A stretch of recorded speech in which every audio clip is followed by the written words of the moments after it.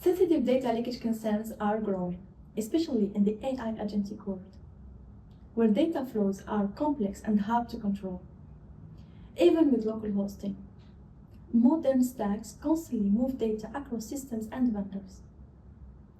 For enterprise, this isn't just a privacy and compliance challenge. It's a brake on innovation, leaving valuable data unexploited.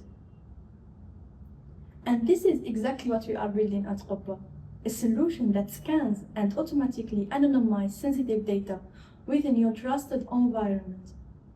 The data is only unmasked when the results return, keeping it protected at every step. And the best way to see it in action is in our playground. Let me walk you through it.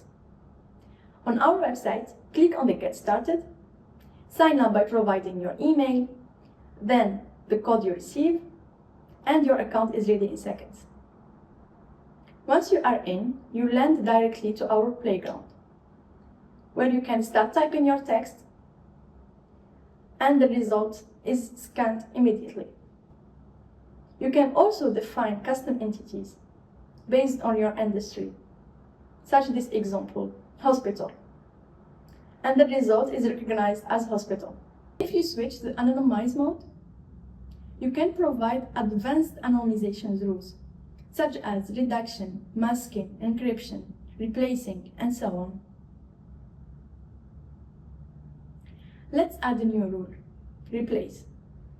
So we type the entity that we want to anonymize and the data with which we want to replace.